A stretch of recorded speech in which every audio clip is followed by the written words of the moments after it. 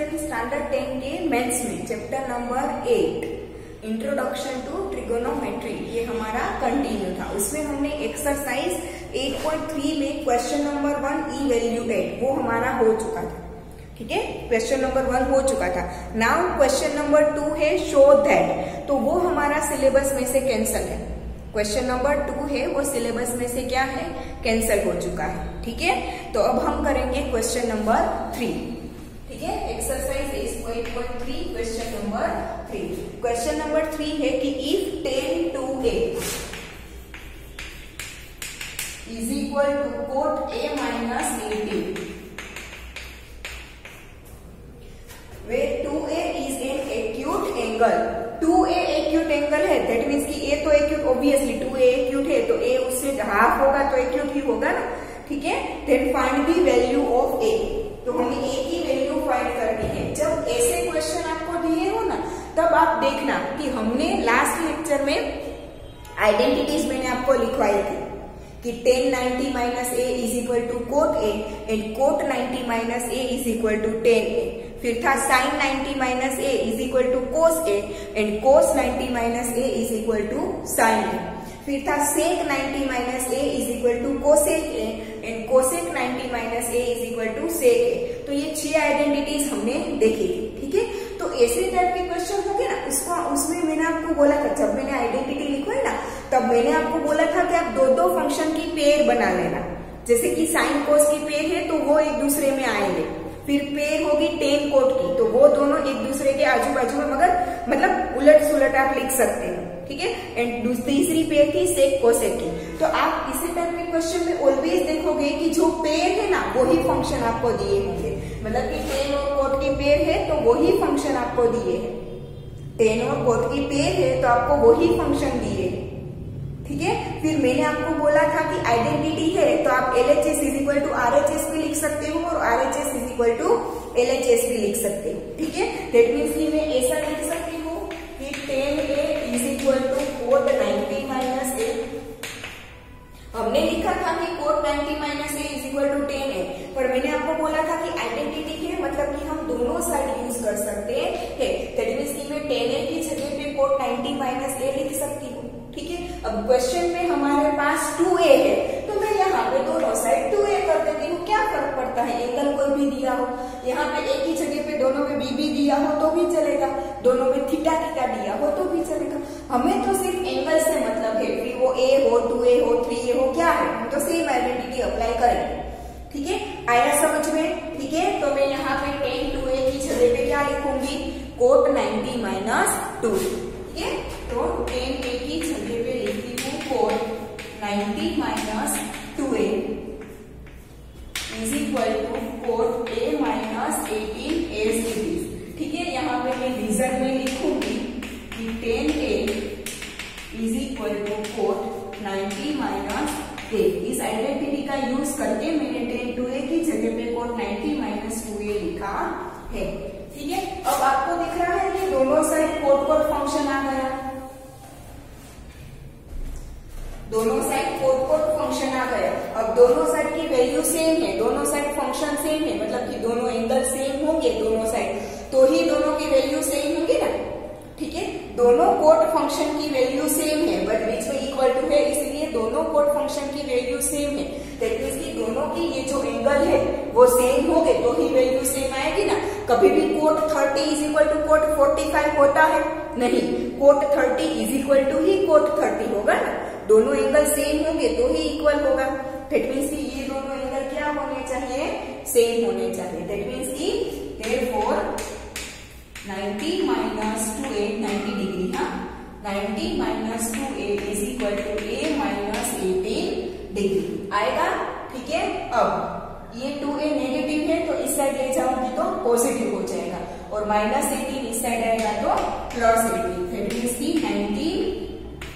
90 plus 18 is equal to a plus 2a। a plus 2a मतलब 3a is equal to 90 plus 18 that is 108। तो 108 को 3 से divide करेंगे हम तो हमें a मिल जाएगा।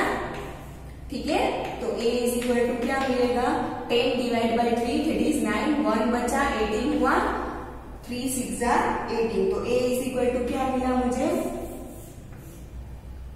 है 3 3 9 सॉरी 36। मैं सोच रही हूँ ये लिखा है एक्यूट एंगल 36 आएगा, ठीक है। 180 डिवाइड बाई 3 3 3 9 3 6 18 36 डिग्री ए मिल गया, ठीक है। हमें क्वेश्चन में बोला है कि where a is an acute angle, तो ऑब्वियसली 90 से कम ही मिलना चाहिए, एक्यूट है तो कितना मिला 36। क्लियर, ये हो गया क्वेश्चन 3। लिख लो sir.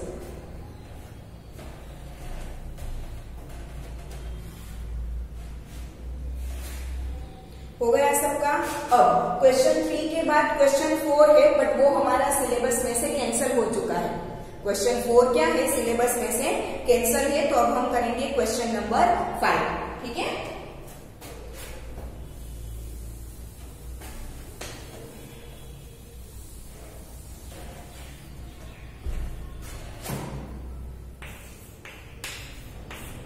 Question 5 is if sec 4a is equal to cosec a minus 20 degree. क्या मिला है, sec 4a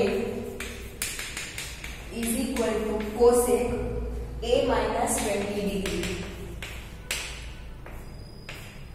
ठीक है। where 4a is an acute angle then find the value of a, ठीक है। सेम आया, देखो सेम चीज, उसमें टेन कोट की पेयर थी, यहाँ पे सेक कोसेक की पेयर है, तो हमने जो आइडेंटिटी में लिखी थी वहां पे भी सेक कोसेक की पेयर थी। तो जैसे हमने टेन टू ए को कोट 90 माइनस 2a में कन्वर्ट किया था, वैसे ही सेक 4a को कोसेक 90 माइनस 4a लिख सकती हूँ, क्योंकि हमारे पास आइडेंटिटी है sec a is equal to cosec 90 minus a।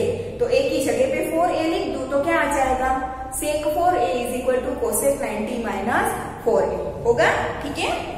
तो क्या आएगा, cosec 90 minus 4a is equal to cosec a minus 20।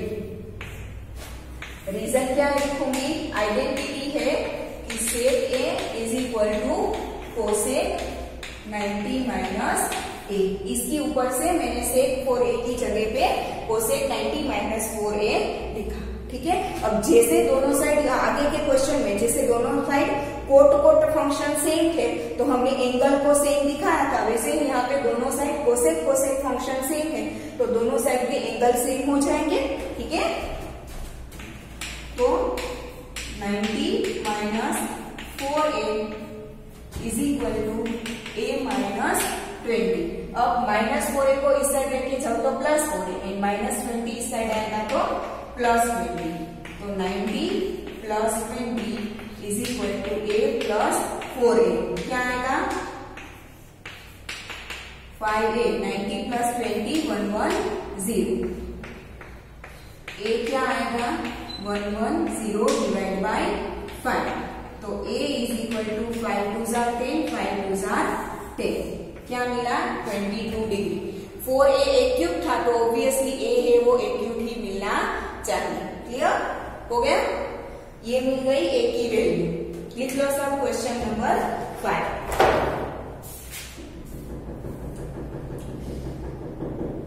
Now हमें दिया है क्वेश्चन नंबर 6, बट वो हमारे सिलेबस में से कैंसिल हो चुका है। क्वेश्चन 6 सिलेबस में से कैंसिल है, तो अब हम क्या करेंगे क्वेश्चन नंबर 7, ठीक है। क्वेश्चन नंबर 7,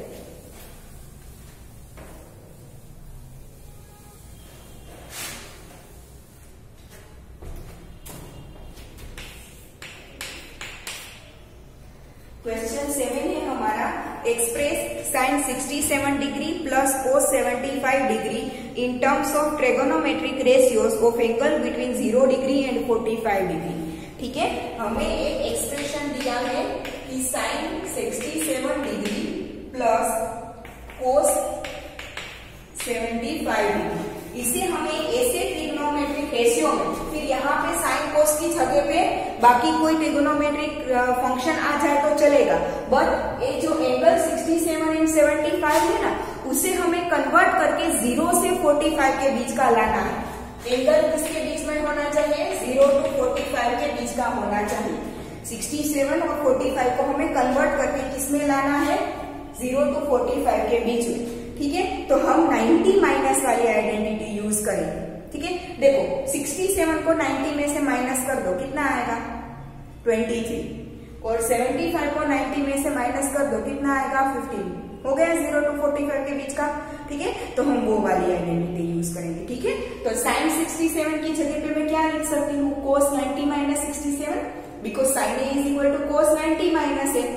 ठीक है, तो sin 67 मतलब कि cos 90 माइनस 67। ठीक है, sin a की जगह पे आएगा cos 90 minus a, and cos a क्या होगा, sin 90 माइनस a, तो cos 75 मतलब कि sin 90 माइनस 75। ठीक है, रीजन क्या लिखूंगी मैं कि sin a is equal to cos 90 minus a and cos a is equal to sin 90 minus a। ये वाली आइडेंटिटी मैंने यूज की है। ठीक है, तो sin 67 की जगह पे a की जगह पे ऐसे आ जाता है कि sin a हो तो cos 90 माइनस a, तो sin 60 है तो cos 90 माइनस 67, और cos a की जगह पे sin 90 minus a, that means की cos 75, तो sin 90 माइनस 75। ठीक है, अब यहाँ पे देखो cos a is it is 90 minus 67 कितना होता है 23। ठीक है, plus sin a is it is 90 minus 75 मतलब कि 50। ठीक है, ये हो गया। देखो एंगल किसके बीच में आ गया, 0 to 45 के बीच में आ गया। 23 एंड 15 दोनों 0 to 45 के बीच में आते हैं, मैंने कर दिया, कर लो क्लियर। ठीक है, और यही वाली ही आइडेंटिटी यूज करेंगे। हो गया, ठीक है, लिख लो सब।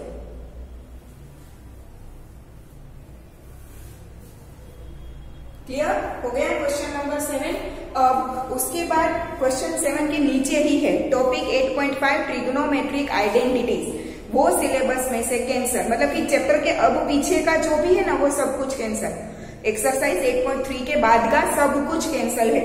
Trigonometric identities, example 12, example 13, example 14, example 15, exercise 8.4 सब कुछ कैंसल, मतलब कि ये चैप्टर अब यहाँ पे हमारा कंप्लीट। ठीक है, ये क्वेश्चन सब ले लिया 7। ठीक है, ये चैप्टर यहाँ पे हमारा कंप्लीट होता है। ठीक है, अब हम स्टार्ट करेंगे chapter number 9, some applications of trigonometry. ये जो हमने ट्रिगोनोमेट्री की इंट्रोडक्शन इसमें सब कुछ देखा ना, इसकी अब हम एप्लीकेशन रियल लाइफ में हम ट्रिगोनोमेट्री को कैसे अप्लाई कर सकते हैं वो हम चैप्टर नंबर 9 में देखेंगे। रेगुलर आपको ऐसा लगेगा कि ये सब कुछ पढ़ के फायदा क्या है, हमें क्या काम आने वाला है। ठीक है, तो रियल लाइफ में ये कैसे अप्लाई होता है, कैसे यूज होता है, वो हम चैप्टर नंबर 9 में देखेंगे। तो अब हम स्टार्ट करते हैं chapter number 9, applications of trigonometry.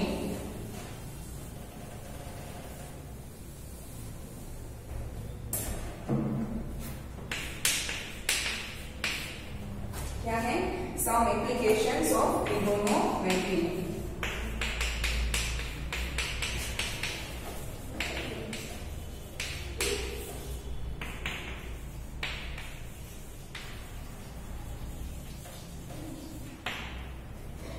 Clear, पहले तो इस चैप्टर में मैं आपको टिक करवा देती हूँ कि कितना सिलेबस में है और कितना कैंसिल हो चुका है, फिर हम स्टार्ट करते हैं।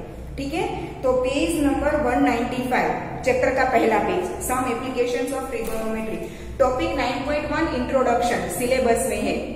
टॉपिक नंबर 9.1 इंट्रोडक्शन सिलेबस में है।